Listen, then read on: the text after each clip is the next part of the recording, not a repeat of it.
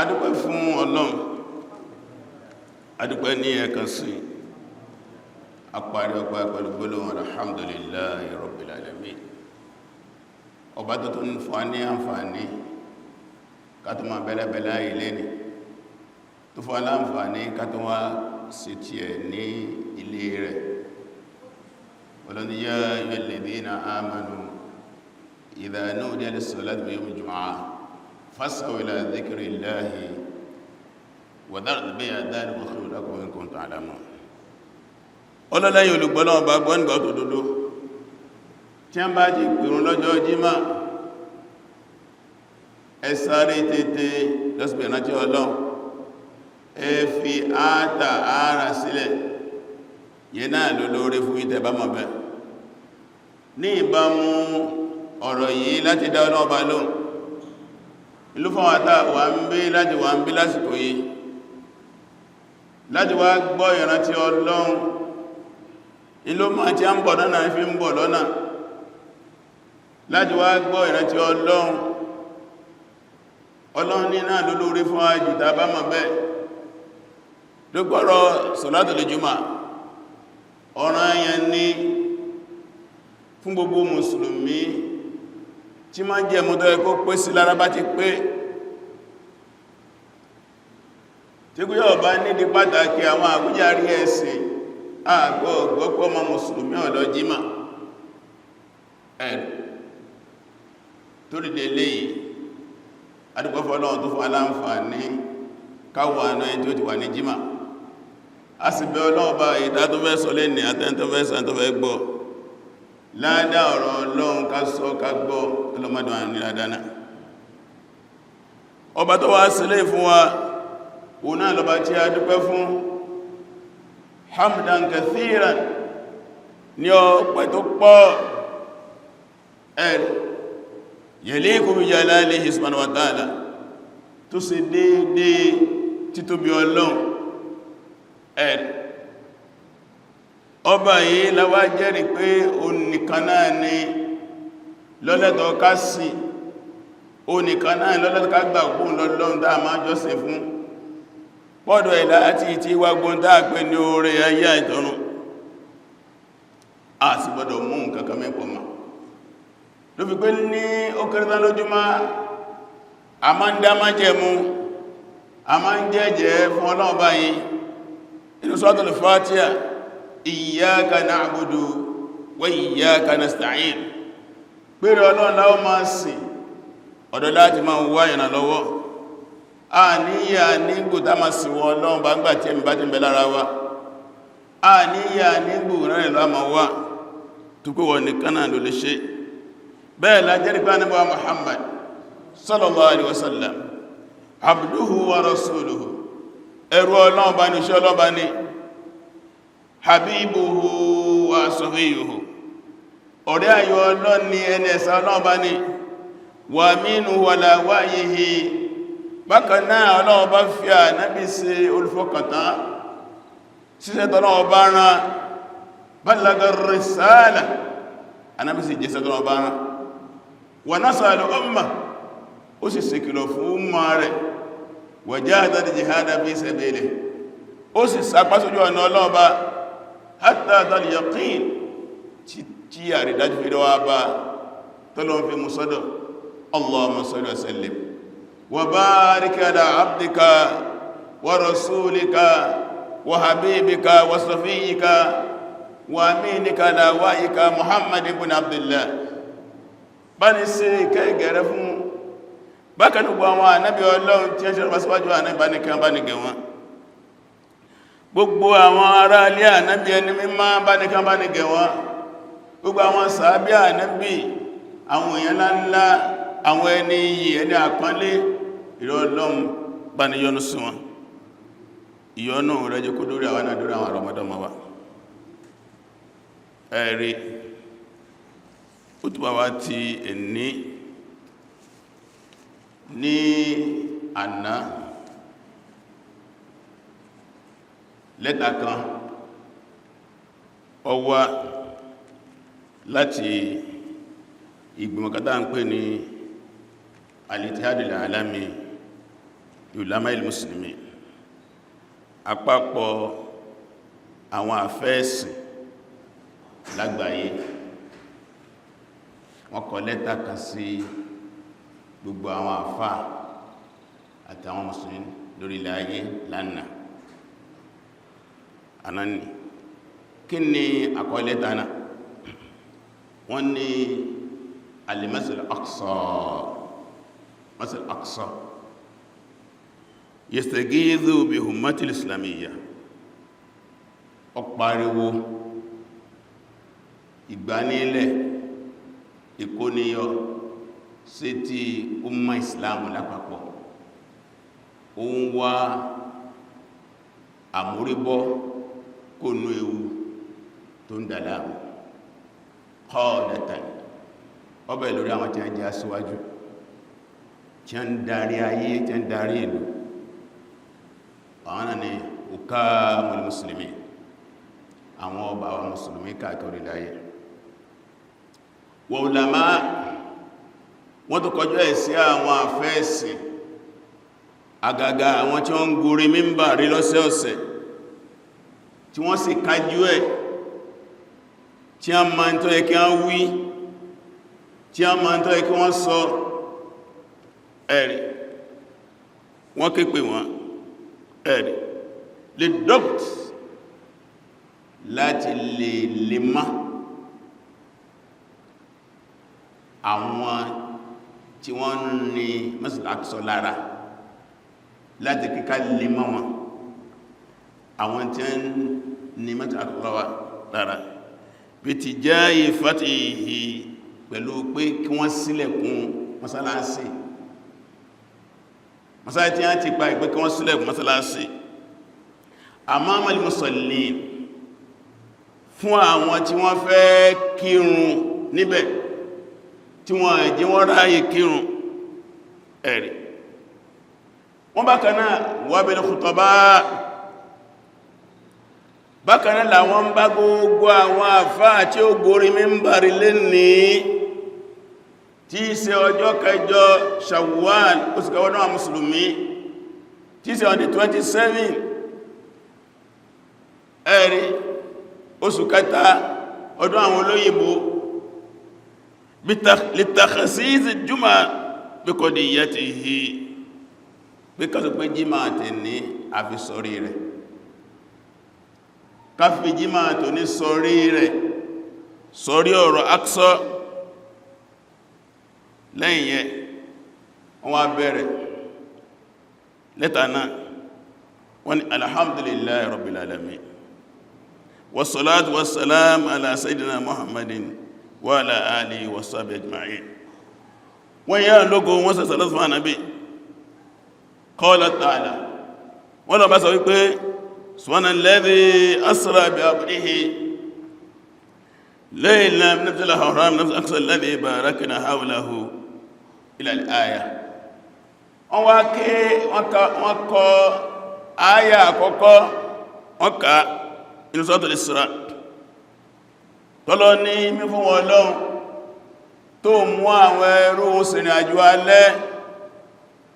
láti masáàsì Mákkà lọ masáàsì tó jìnà tẹ́fẹ́tẹ́fẹ́, tó wọn lọ bá jẹ́ kí àlùbáríkà ọlọ́wà yíká bẹ̀, kó lè bá fi hàn ẹrú àmì wọn lọ́hun nínú àwọn àmì wọn lọ́hun. Ọba tí ó ṣe lè òun náà ni ọba tí ń gbọ́, ọba tó ń rí.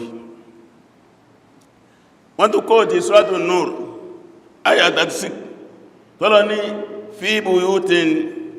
adhina Allahu an turfa wa yudhkara fiha ismuhu, inú àwọn ilé Ọlọ́run, inú mọ́sálásí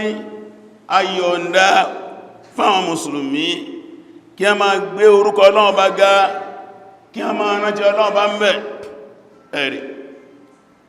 wọ́n ni wà ní Nabi sallallahu alaihi wasallam tó wá kọjá àdísì Ànábì pẹ̀lú sọ wípé la tusaddu rihal illa ila thalathati masajid, pé àgbọ́ dí ẹrù, pé à ń tráfù lọ síbí kan, à ń lọ sáàyè kan, pé à ń lọ sínú mẹ́, pé ìwọ̀n ni àgbọ́ dí ẹrù kápò lébi dáwà pé mọ́ ń lọ síbẹ̀ láti lọ jọ́sìn bẹ́, àyàfàyè mẹ́ta lórí láyé. ẹ̀rì al-masjid al-haram masáàsì Makka a máa jẹ́ rú lọ wa masjid hadha àti masáàsì mi ànábì masáàsì Madina ni wal masjid al-aqsa àwọn àyè mẹ́ta tí yẹn máa dìgbà dìrò mọ́ lọ jọ́sìn bẹ́ẹ̀ lórí ayé gbé ṣúgbù mímọ̀ tẹ́lẹ̀ bá tún lọ bí láti lọ jọ́sìn bí kan yàtọ̀ sáyì mẹ́ta ìta bídíà ló sí kò báyìí náà sí lè dáàtò bídíà ló sí àdísì bẹ́ẹ̀ sọ Bukhari sọ Muslim ẹ̀rì Ànábì tó sọ ó ní irun kan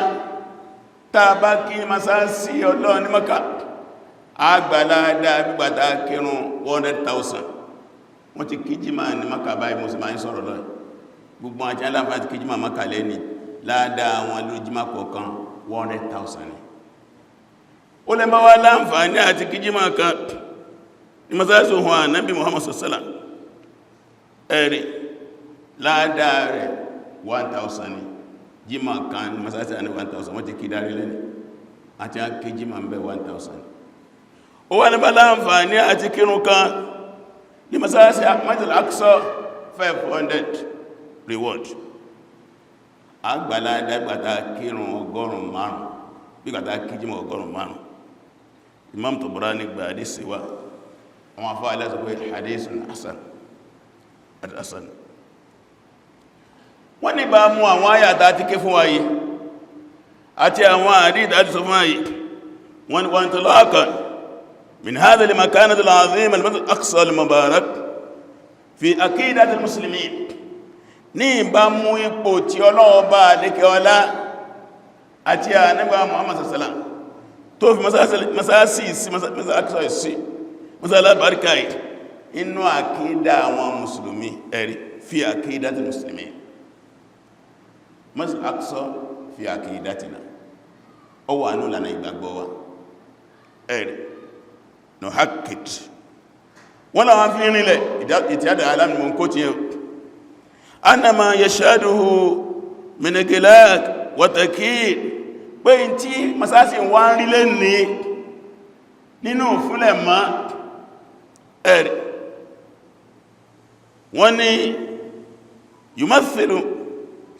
sabiqa khatira lam yashaduha mundu uqud tawila wọ́n ní nǹkan ó jẹ́ nǹkan ńlá ó jẹ́ ewu tó le tó pé láti 1967 irú tí ṣẹlẹ̀ tó 1967 òun náà ni àwọn Yahudi and Zionist ní àgbà nígbàtí wọ́n pínlẹ̀ fún wọn ní 1947 48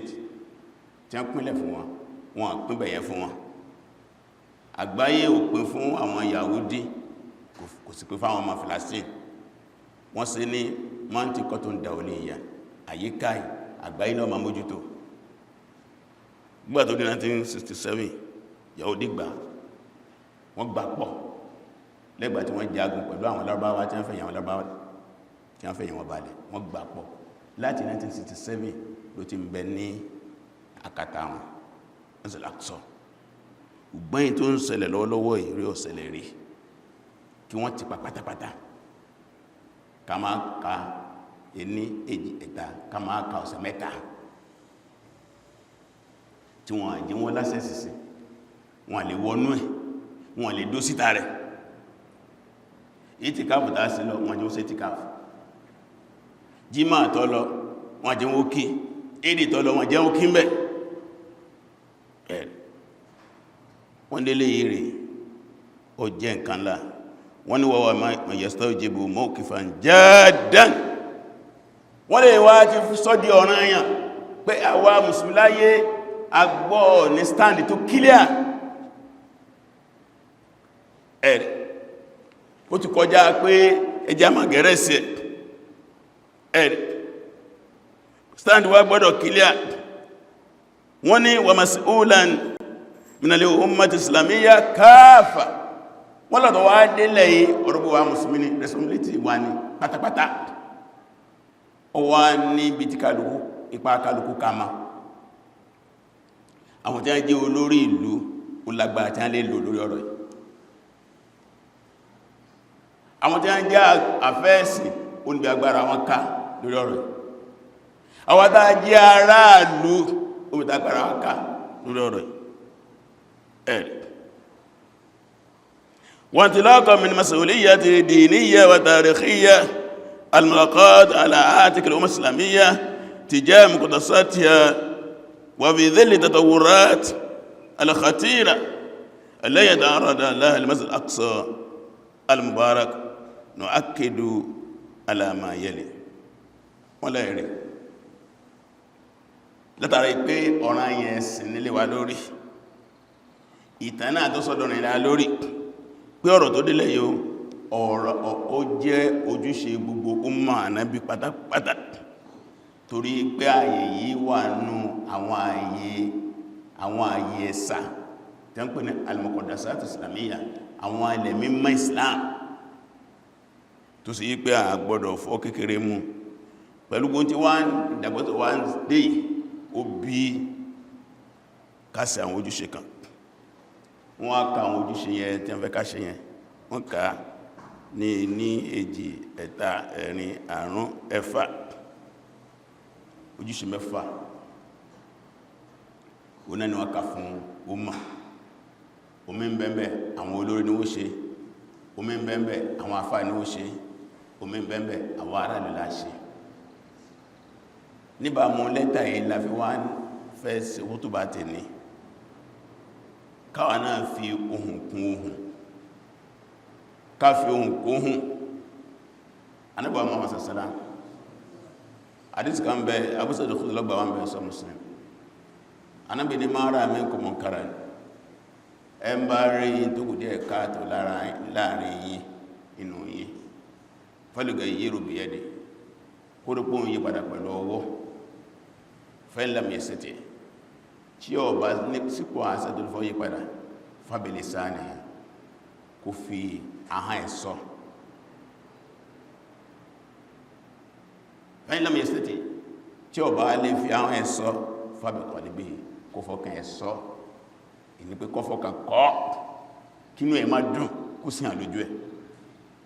àbíní wọ̀dáyálẹ́ka àdíáfùlẹ̀ ìmá níbi ilẹ̀ kẹta yẹn ìgbàgbọ́ tọ́lẹ̀ ni tó túnmà sí pé bí anábì ká dó sí méjì àkọ́kọ́ yẹn imma bil yad wa imma bil lisan ẹ̀dà káfọwọ́ yí padà bí ahán àwọn tó bá wà nípò àṣẹ àwọn olórí àwọn náà ní méjì àkọ́kọ́ yẹn al-yad wal-lisan al-yad wal-lisan kan lo ọwọ́ kan lo ahán torí ìdí à ń retí lọ́dọ̀ ukamul umma umural umma ukamul muslimin umaral muslimin ruasal muslimin aina antum ẹ̀yin lórí a musulmi lẹ́wà a ń retí action a ń retí ohun alhamdulillah àti rínú wọn náà tó sọ̀rọ̀ pípọ̀rọ̀ lásán ti ẹ̀rin lè Erdogan olórí Turkey ó ti sọ lórí ọ̀rọ̀ ìlànà a lè máa wọ́n náà báyìí àti ẹ̀yìn ẹlòmí ò sọ̀rọ̀ ma mi ò tí gbóhùn ẹlòmí o ṣùgbọ́rọ̀ lásán kọ́ là ń fẹ́ kí a padà sí tàn Allahu Akbar àwọn yẹn ti lọ King Faisal ní 70s ọba Saudi iná àti a gbé ọ̀rọ̀ ẹrù ni ọ̀rọ̀ isi tó ń bẹ ní ìntánẹ̀tì ní tó lè gúgú ẹ̀ tó bá délé gúgú ẹ̀ pé ọ̀rọ̀ King Faisal alimaki Saudi lórí ọ̀rọ̀ Masjid Al-Aqsa ní ara 1973 tó láà ní gbà ó ní kó dá gbogbo alálọ́jà lọ́hùn òun á wà wájú òun ọ̀sọ̀ lásán àwọn sọ̀rọ̀sọ̀rọ̀ tí a tó fi ìgbésẹ̀ tí ní gbò láwọn ọmọ rẹ̀ gbò níwà iná hàn tó wá kó tán bá jọ ọmọ ọkọ̀ gbò ní wà sọ́dọ̀ náà yóò bí gbò náà lẹ́mà Saladin bẹ́ẹ̀ lọ ẹ̀rù ìsìndínlẹ̀ kọ sáà láwọn èèyàn ńláńláńláńláńláńlá ẹ̀rù lẹ́yìn náà lọ́wọ́ kú ulama al-umma àwọn àfá umma tí wọ́n lóhun bóòlà fóòsí lè sọ̀rọ̀ kí láǹfààní wà lórí mímbàrí àfá tí mímbàrí wá dàbí ilé eré Allahu Akbar ọlọ́mọ ṣàánú wa tí ẹ bá lọ wo hálù nàbí sallam asìná òtúbátẹ̀ ẹ lọ wo bí a nàbí ṣe máa ṣe òtúbá wọ́n ní ànábì máa ń ṣe òtúbá fi quwwatin wal khushu' fi quwwatin wal khushu' pẹ̀lú agbára àti wà nílẹ̀ ẹ̀mí òtúbá ànábì kọ́lé àwọn èèyàn tí máa ń rẹ́rìn àwọn èèyàn ń pa lọ́lọ́ ní tàwà sọ mímbàrí di ilé ìranù ẹ̀rì wọ́n ni wá idha khataba tí a ní bá ń ṣe òtúbà himarrati àìná wọ́n lójú ànábẹ́jọ́ pàbínà ojúra pàbínà wala sawtahu wọ́n lóhun rẹ̀ agá sókè wọ̀ṣádà gádàbù ẹ̀rì wọ̀ṣádà gádàbù wọ́n ní ìbínú ànábí ó lè sí nígbàtí báyàn já ní kánà munziru jaysh bẹ́yìn tó ń kìlọ̀ fáwọn ọmọ ogun bẹ́yìn tó ń kọmájọ ọmọ ogun ànábí nìyẹn laqad kana lakum fi rasulillahi uswatun hasana liman kana yarju Allaha wal yawmal akhir wa dhakara Allaha kathira ànábí ìṣẹ̀lẹ́rẹ̀gbẹ̀ lórí mímbàrí ànábí mọ́ ń ṣáàjì àwọn èèyàn ní lórí mímbàr afẹ́ tó bá jẹ́ láì màkà lókù yọ́ ma sọ̀tọ̀ kú sọ bàbá wa Abdulhamid Kishki rahimahullah sọ́bù lisan inú àwọn tí a fi ahọ́n tún lé ayé ṣe Kishki jẹ́ kan ilẹ̀ Egypt ó ní idha kunta sahibal qalam ana sọ́bù lisan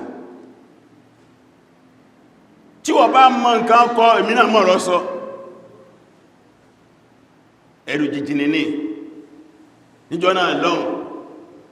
àwọn Jamal bin Nasir àwọn Mubarak wọ́n máa gbé bàbá Èkó lórí mímbà lọ tìmálé ní wọ́n lọ tìmálé àsìkò kan bẹ́ẹ̀ jájọ tí òun àti sẹ́dù kútùmálé wọ́n jọ tìyàn mẹ́wọ̀n ni tó ń sọ ọ́nà àwọn pàdé kan ó lóun pàdé sẹ́dù kútùmù ẹ̀wọ̀n bẹ̀lá ti pàdé kéèsì mímbà rí tí máa tutù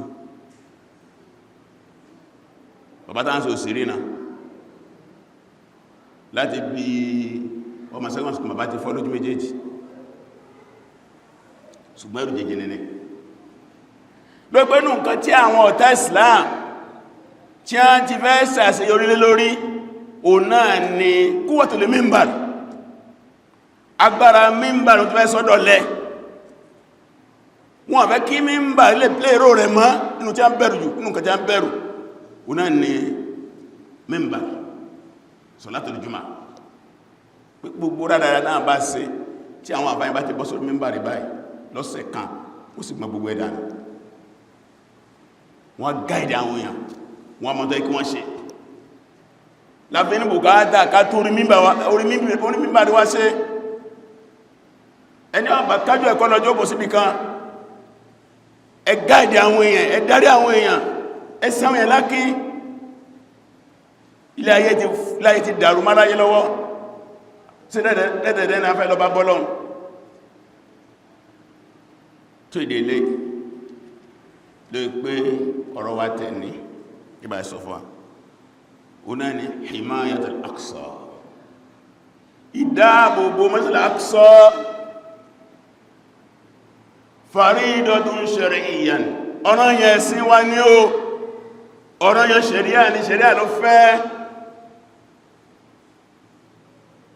wa wajibu diniyyun ojúṣe ẹ̀sìn ní wa daruratun asriyyan àsìkò tá ń bẹ lọ́wọ́lọ́wọ́ yóò bèèrè fún torí pé ìjálá ìmọ̀káwà mùsùlùmí sí ti ń lọ okó bá wa tó pọ̀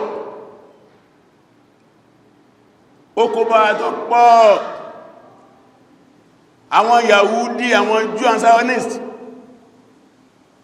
wọ́n fẹ́ wó masalasi wọ́n ti wá gbé gbèsè oríṣiríṣi the last tó kù náà kí a wó bẹ̀ni wọ́n lọ yẹn ní ìsàlẹ̀ rẹ̀ wọ́n ti gbẹ́ kòtò wọ́n pè ní Ufrayat tàbí Masjid al-Aqsa nígbàbá sí gbẹ́ kòtò tàbí ẹ̀kà kí náà padà sí torí pé wọ́n ní àkídà kan wọ́n nígbàgbọ́ kan ó náà ni àyíkálẹ̀ Suleiman wọ́n láàyè yẹn bí masasi yẹn wà ìbẹ̀ ni ère Solomon wà a ń sì bẹ́ kọ́ síbẹ̀ a fẹ́ kéré yẹn síbẹ̀ ó ń sin lànà òsá tí wọ́n ṣùgbọ́n àwọn ọmọ ìyá yìí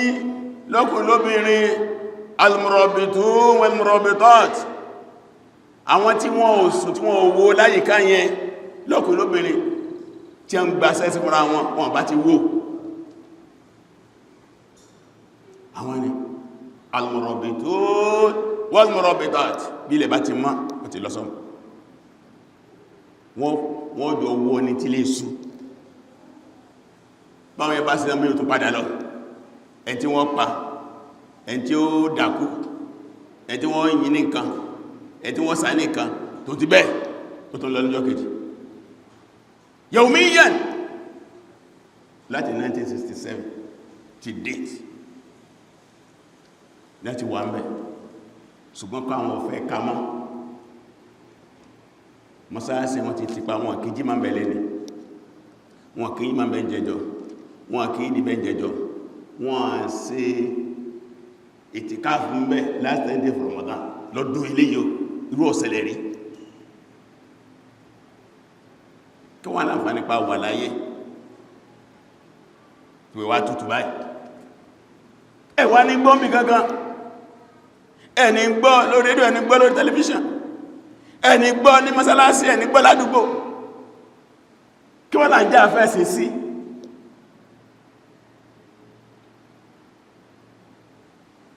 ẹ̀rẹ̀ ṣùgbọ́n wọ́n ní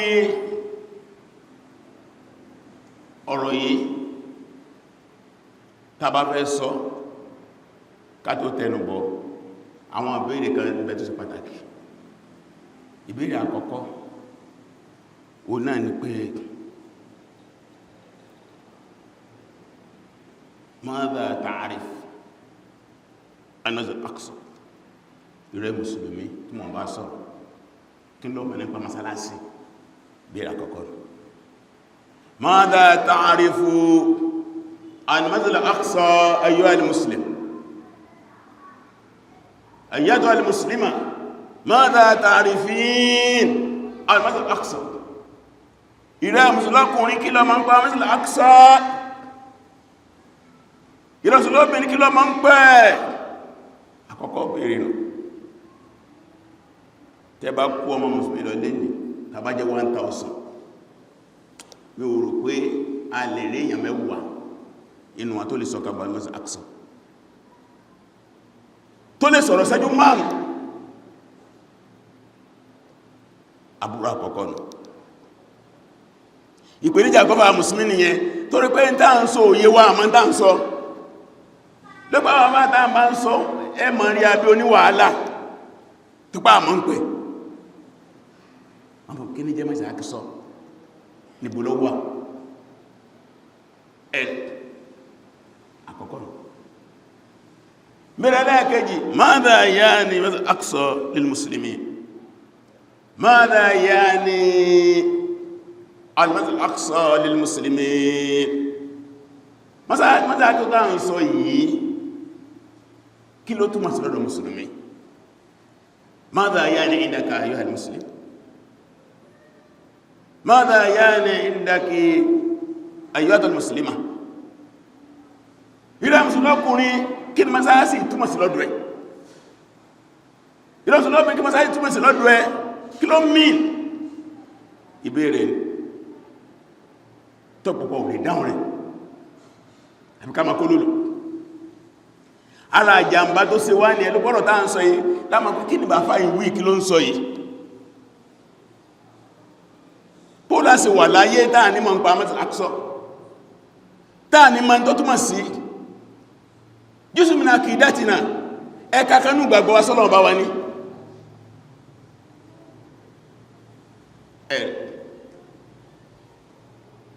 ìbéèrè ẹlẹ́ẹ̀kẹta ma ń yẹlẹ̀ aláàkọ́tù musulmi bil-masjid al-aqsa kí ní láti pọ̀nsùn pẹ̀lú masalasi ìrẹ́ musulmi lọ́kùnrin lóbìnrin kí ní láti pọ̀ rẹ̀ pẹ̀lú masalasi your relationship pẹ̀lú masalasi à ń sọ ìkíni gbàtọ̀ ọmọ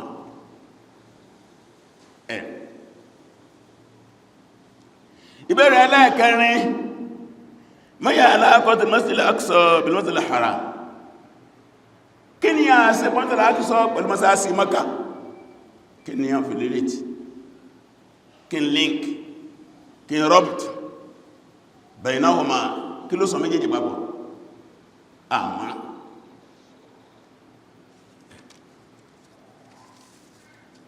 ìbéèrè ẹlẹ́ẹ̀karùn-ún ẹ̀rì mẹ́yànlá aláàkọ́dẹ̀ Masjid al-Aqsa bí sírati nabawiyya sharifa kí ni a ṣe pọ̀ masáàsì yìí pẹ̀lú ìtàn gbésí ayé ànábì sallallahu alaihi wasallam masáàsì ń sọ yìí kí ni a ṣe pọ̀ rẹ̀ pẹ̀lú ìtàn gbésí ayé ànábì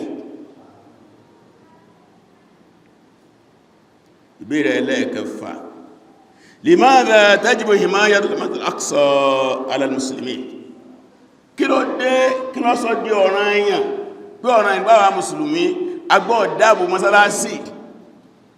kí ló tó fi jọ́nà yàn ìbéèrè ẹlẹ́ẹ̀keje limadha usriya bi muhammadin sallam ila masjid al-aqsa wọ́n ní kí ló dé tí Ọlọ́run bá ní kí ànábì sìrìn àjò alẹ́ lọ sí mọ́sálásí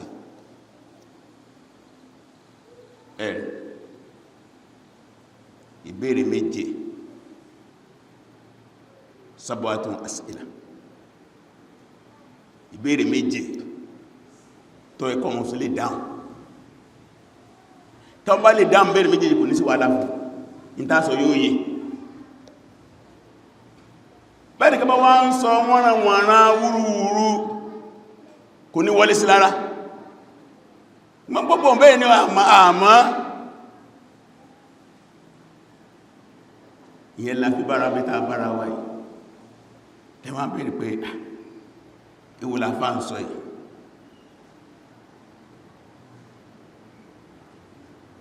àwọn nǹkan ìsìn pàtàkì fún wa tẹ́bí mùsùlùmí ẹ̀rì wọ́n wá ní ìdáhùn sí ìbéèrè àkọ́kọ́ kí ló mọ̀ nípa Masjid al-Aqsa ìrẹ́ mùsùlùmí ó gbọ́dọ̀ máa ń pẹ́ inú tó gbọ́dọ̀ máa ń pẹ́ onípe ń bú lọ́wà ẹ̀yìn náà wọ́n níbo lọ wà ọgbọ́ ọmọ kò sí Nigeria kò sí Cameroon kò sí America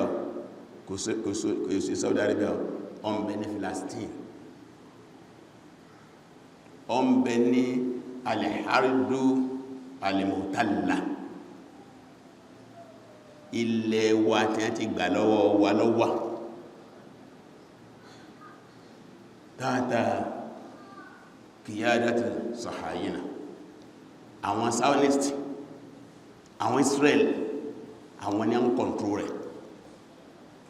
èyàn ò lè débẹ̀ èyàn ò lè dá àyẹyẹ lé ní àbí pẹ̀lú permission wọn ẹnìkan ò lè dí masáàsì ẹ lé ní àbí pẹ̀lú permission wọn lẹ́fà àfáà kan sí mọ́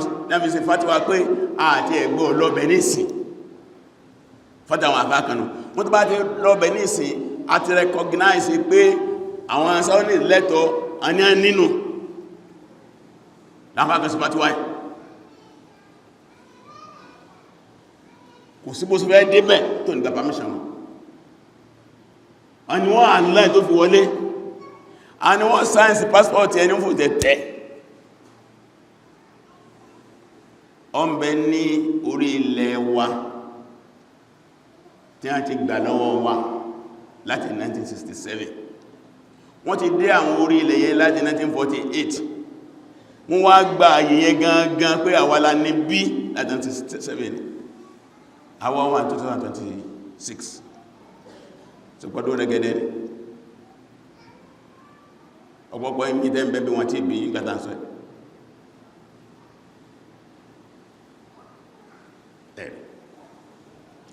lẹ́yìn náà lórí ilẹ̀ ayé òní masáàsì ẹlẹ́ẹ̀kejì ní kíkọ́ masáàsì orí ilẹ̀ ayé tàwà òní second mosque lọ́dọ̀ àmúsí gbogbo àgbáyé òní masáàsì ẹlẹ́ẹ̀kejì nítàn azìkan bẹ̀rẹ̀ sọ́rọ̀ kìfẹ́ lọ́gbà wá ó bí anábìlẹ̀ rẹ̀ òjíṣẹ́ Ọlọ́run masáàsì wò lákọ́kọ́ lórí ilẹ̀ ayé àti masáàsì tàwà ń bẹ̀ masáàsì Mákà ó lẹ́yìn ní èwò tó ní ó ní masáàsì Aqsa tí ń bẹ Palestine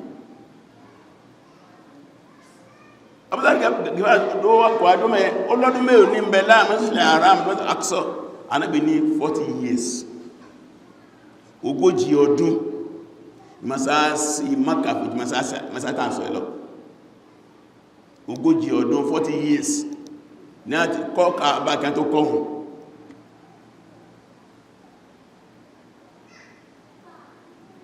lẹ́yìn náà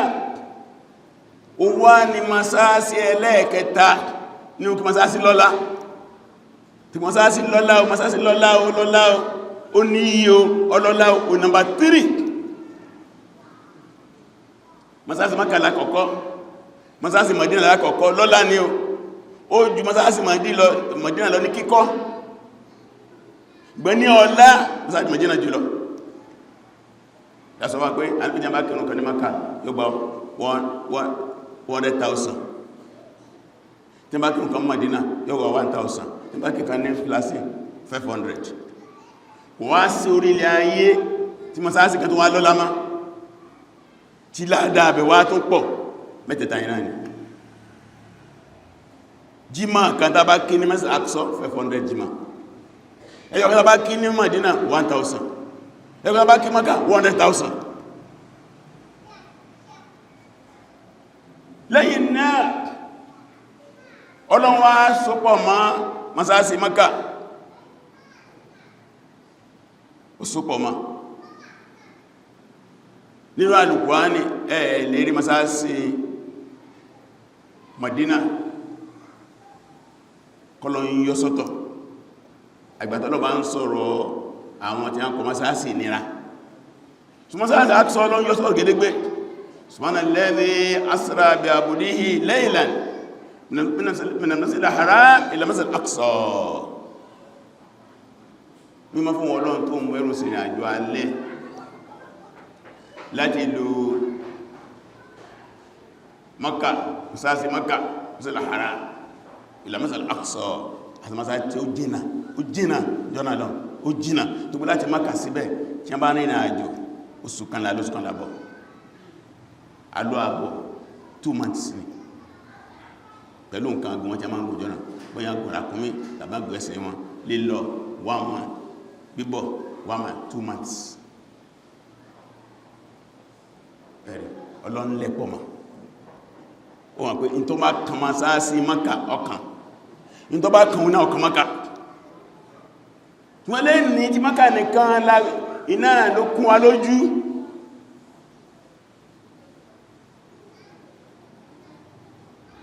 tọ́gbọ́ Mákà náà bá ní àti pa ní ìsìn gbogbo ayé lọ pariwo tàbí Mákà náà ní afẹ́ wó ní ìgbò ní ọlọ́ pariwo ẹ̀rìgbẹ́ níjọ́ tí nǹkan bá ṣẹlẹ̀ sí masáàsì Mákà báyìí ariwo ni kàí masáàsì Mádínà ìmọ́tí èyí tàà ń sọ yìí wọ́n ti fẹ́ mú gbàgbé ẹ̀kọ́ inú ọpọlọ wa kò fẹ́ sínú sákìrà wa mọ́ tí bàbá pípẹ́ àti tó sọ fún ayọ́mọ́ jẹ́ lónìí ewó làfáì tó ń sọ yìí ó ní masáàsì ńlá kẹta fáàmsì lórí ilẹ̀ ayé àkọ́kọ́ masáàsì Mákà ẹ̀kejì masáàsì Mádínà ẹ̀kẹta masáàsì Aqsa ẹsẹ̀ pé jọun bí bá fẹ́ lọ ájì before 40s and 40s èyàn á débẹ̀ kíyàn tó padà wálé yóò dá ìmẹ́tẹ̀ẹ̀ta àdé Mákà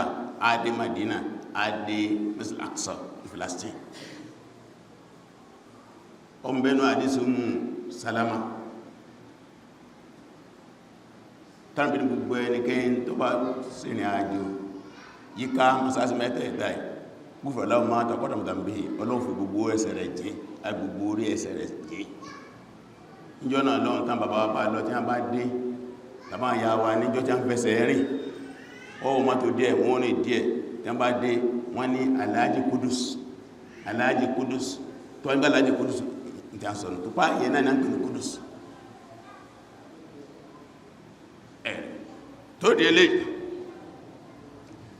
tó bá di ní ọ̀sẹ̀ tó ń bọ̀ a lè tẹ̀síwájú láti dá àwọn àbẹ́rẹ̀ wọ̀nyí ká lè mọ̀ pọ̀ tí mọ́sálásí wà kásìmọ̀ pé ó jẹ́ ọ̀ranyàn kí a dáàbò nígbà bá ma pàtàkì ẹ̀ ìlàmà bá lójúṣe láàṣe ní gbogbo ọ̀nà